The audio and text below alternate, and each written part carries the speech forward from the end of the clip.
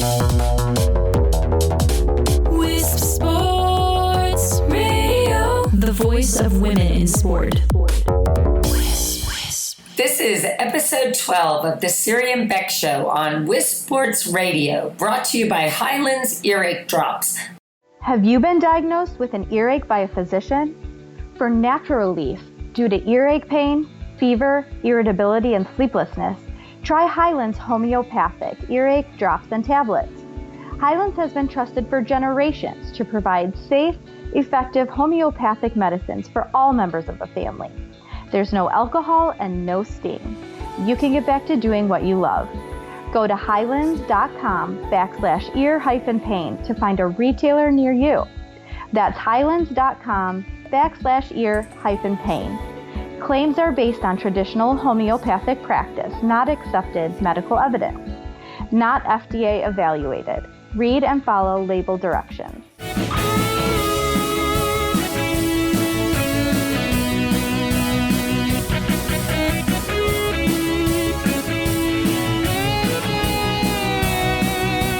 I'm Siri. And I'm Bek, and at Wisp Sports, we believe that women in sport deserve equal coverage.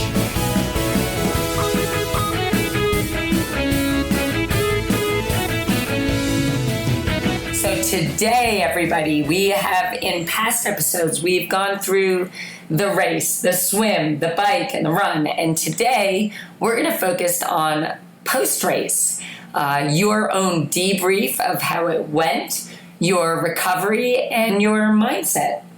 Yes, awesome. I love this because this is one of the most important things that I have with my athletes, a conversation after the race, the debrief, and really what went on in their mind and how they dealt with the struggles during the race, if they had any, and what thoughts they were thinking, their preparation, how that may have affected them.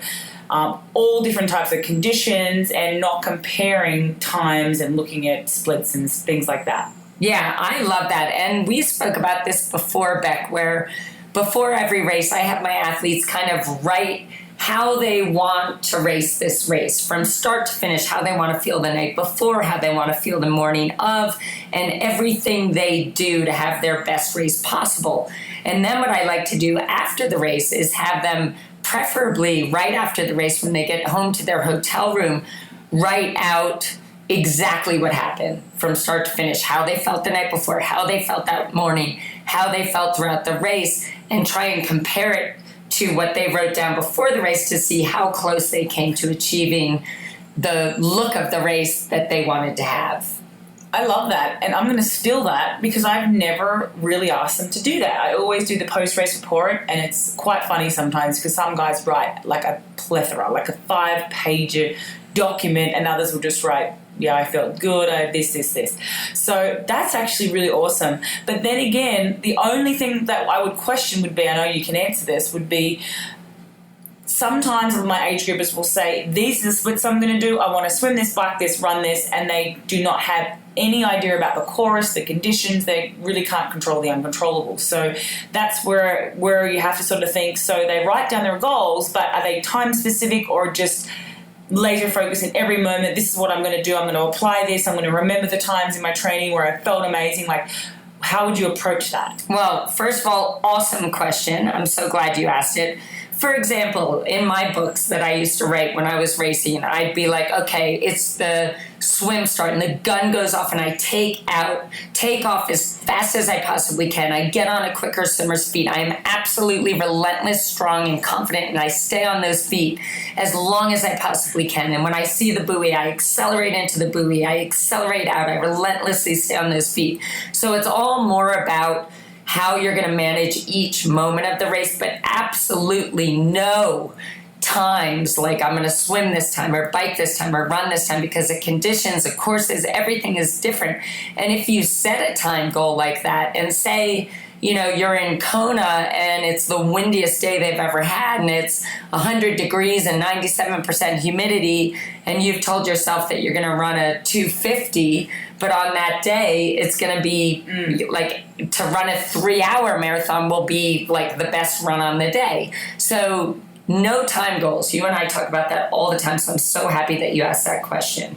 Yeah, and I think some people sort of think that every top pro, like say your Mirinda calf, right, or when I was racing, that they go in with these time goals, like I'm going to swim this, bike this, and run this. And yes, there is definitely a goal that you would have in mind, give or take a few minutes, but on the day, anything can happen. The swim could be cut short. It could be 60-mile winds, although hopefully they'd cancel the bike on a day like that. But there's so many things that can happen, and there's nothing worse than athletes focusing on times or things like that, because it's just it's so depends on so many different things. There's so many things dependent on the times and the splits, and that's why with our training it's always perceived effort. And I really feel like you can only do what you can do. If you're going as hard, they say to me, how hard do I go? I was like, if you can go as hard as you can in every moment and not look back thinking, oh, I should have done this, could have done that, shoulda, coulda, woulda. Like, I, as a coach, the most frustrating thing is to look, and I had an athlete in the past, doesn't train with me anymore, and their swim said, well, I kind of cruised in the swim, I sort of builded towards the end, I just took it out easy. I'm like,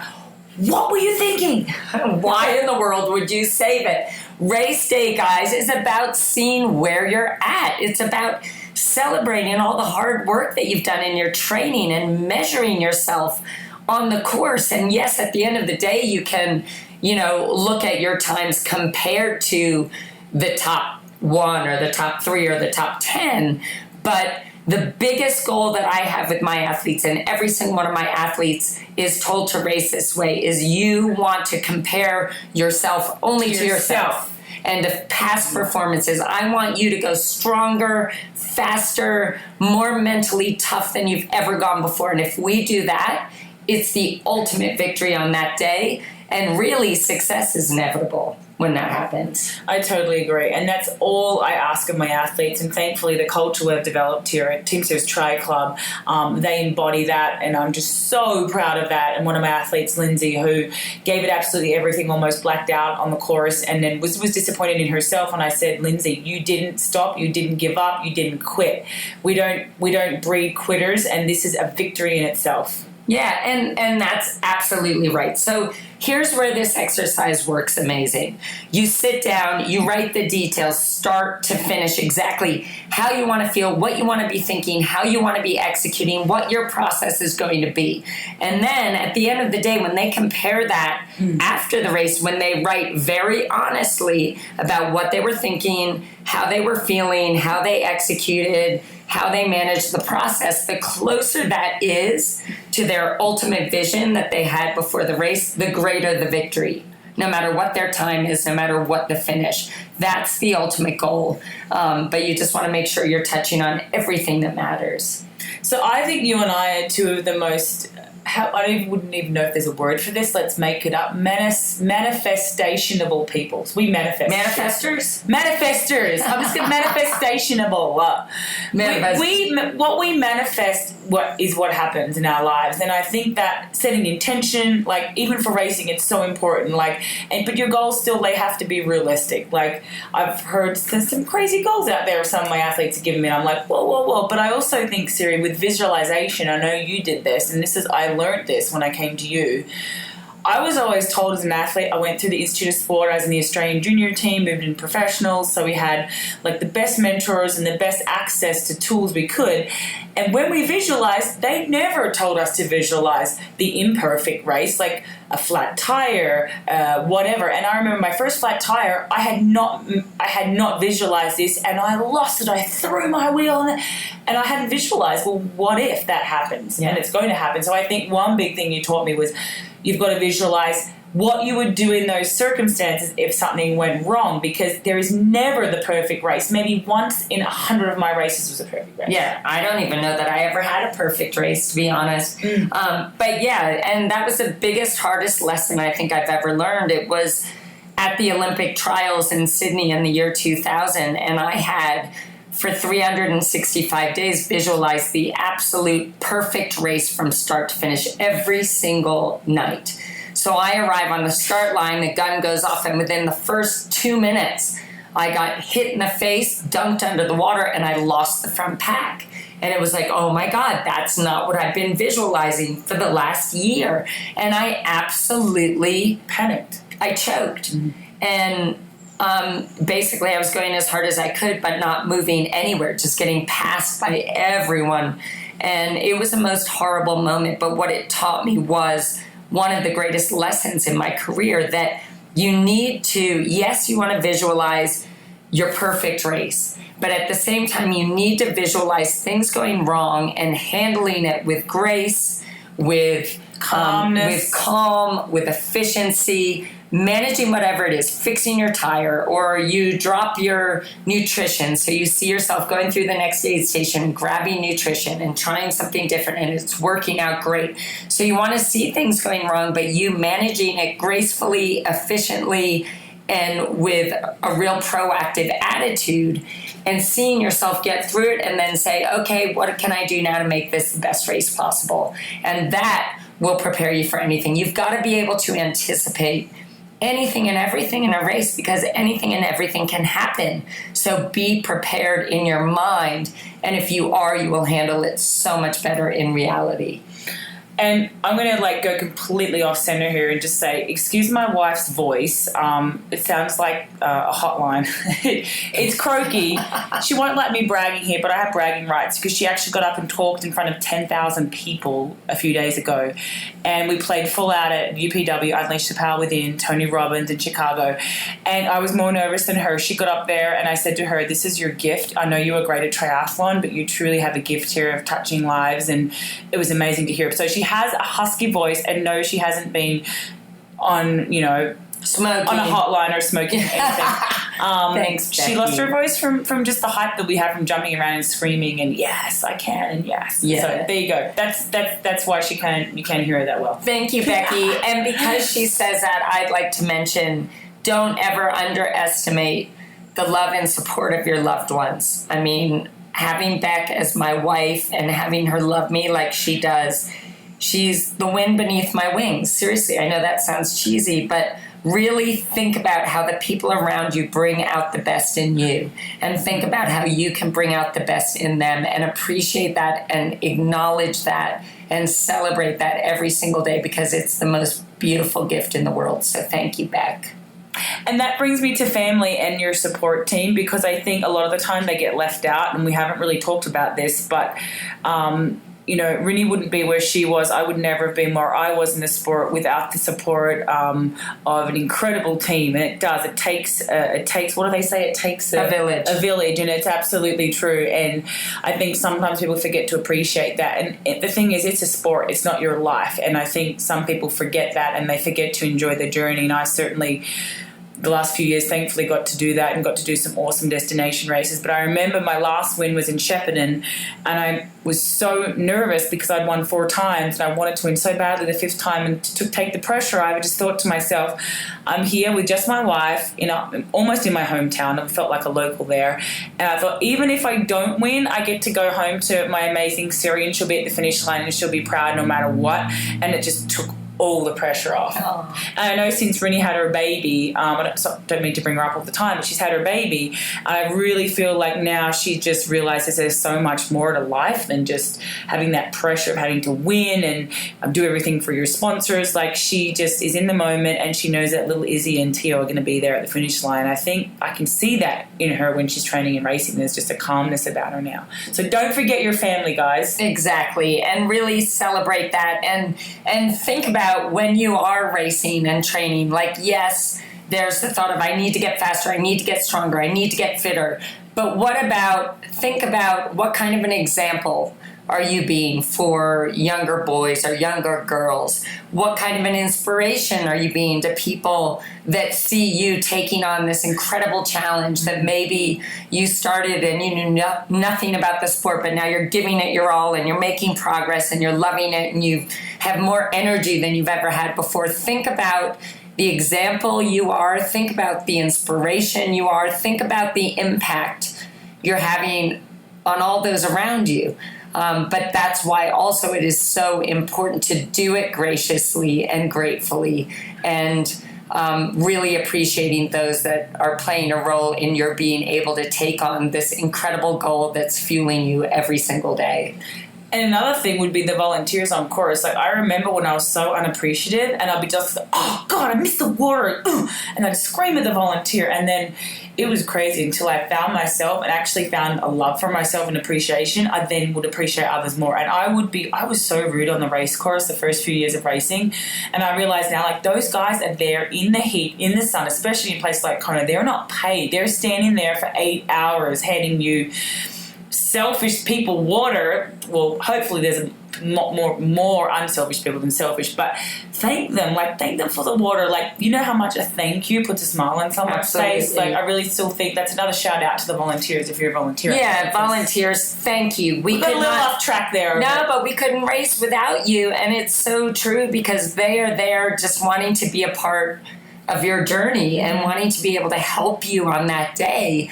And without them, I mean, you wouldn't be able to race well. There'd be no food, there'd be no water, there'd be no encouragement. So truly be grateful, and you will find if you think it takes energy to say thank you or to give a smile to a volunteer, give it a try and you'll see how it infuses you with the most incredible energy that will help drive you forward with that much more. Give it a try. Okay, and let's talk about really quickly, because we're talking about post-race, like our best recovery tools or recovery hacks. What have we got? I know, Siri, your favourite one. I know what it is. What is it? It's Epsom salt bath. Yes, absolutely. Cheap. You can buy them in the grocery store. Epsom salts, fill your bath. The night before, too. Then I have my athletes do it after any hard training session. Definitely the night before a race, definitely after a race. It is so amazing for recovery and a super cheap option. So yes. My favorite, and yes, Team Series Tri Club get 25% off Normatec, but they are the best recovery tool in the world. Normatec recovery boots, as I said, if you remember, you get 25% off. That wasn't meant to be a plug, but it was a shameless plug. But they're amazing. And people say, I've heard people say, oh, you should only do half an hour. No, I used it in them for 2 hours. There's ones now where they're charged and like you can use them on the plane and not have to be plugged into electricity. So if you can get a seat where you've got your legs spread out, then you can use the Normatex for that. So Siri, what's another one of yours? Well, first, just with the Normatex as well, it's not just for athletes. Right. If you have a husband or a wife that's on their feet all day, you know, maybe you have a husband that works in construction or a wife that's a nurse.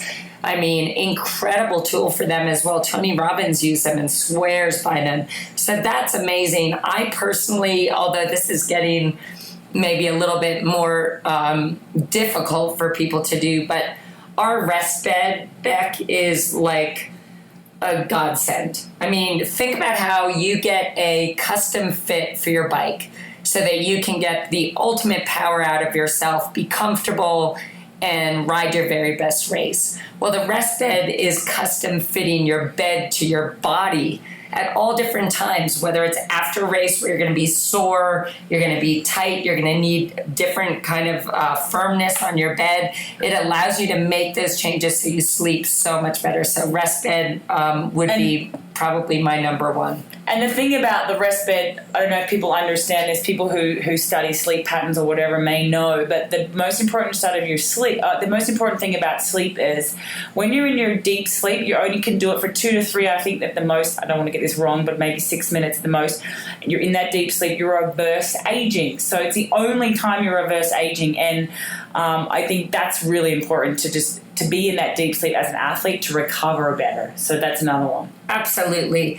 And I think, you know, I'm huge on this, Beck. The mental and emotional recovery is so important to me. I mean, after an Ironman especially, I'd say a minimum of 1 week of maybe short little swims to flush your legs out, but just being a normal person, not thinking about swim, bike, and run, and not thinking about doing your, you know, everything that you do every single day of the year, but having that mental break where you can refresh and rejuvenate and start getting really excited and hungry to get back into training again. I think that is crucial, and that means spending time with family, doing different things, going for hikes, you know, going out with your friends, whatever it is. I think that's crucial. Yeah, after an Ironman, I think I actually get quite scared. One of my new athletes was doing some crazy stuff 7-9 days after an Ironman with a lot of quality.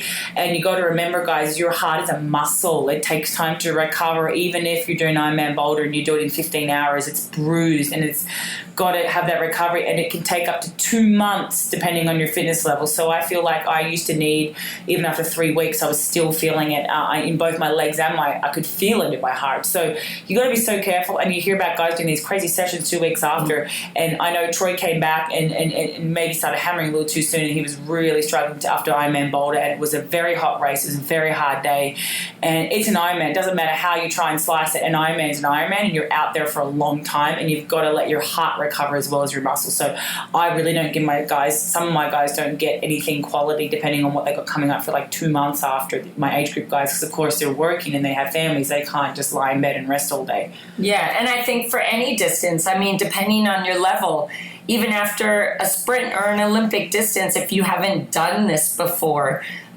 be patient with your body and let it recover. Eat well, fuel, stay hydrated, get a massage, be kind to yourself. Celebrate the victory of getting from start to finish and giving your all every step of the way.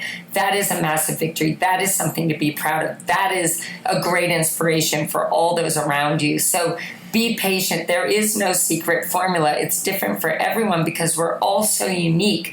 But find out what works for you and mimic that every time. And sometimes you'll need to make adjustments. But most importantly, celebrate the victory, be proud, and move forward knowing that every race is an incredible opportunity to learn and to grow and to get better in the sport, and will set you up for your next training block going into your next race, which will be more amazing than ever, coming into it with so much more growth. Conversations from the world of women's sports. This is Wisp Sports Radio. Awesome. So we can end it there, I think, and let's just let everybody know that you can visit us or send us any questions you like at teamserioustriclub.com or email me at teamserioustriclub@gmail.com. We're happy to help any way we can. And please follow Believe Ranch and Rescue, our horse rescue, where we've saved 63 horses from slaughter in the last just over a year and a half. So that's Believe Ranch and Rescue at... what is it? .com or .org. BelieveRanchAndRescue.org. Yes. And for those of you that aren't horse lovers, think of it this way. Animals rescued me as a child and have been my greatest teachers. And the thing is that when we rescue these beautiful horses, they end up rescuing humans later on. It's full circle for us. If you're into giving second chances and bringing out the best in one another, please support us at BelieveRanchAndRescue.org. So the Siri Bek Show is brought to you by Wisp Sports Radio. You can go there to Wisp Sports Radio. And we celebrate women in sport.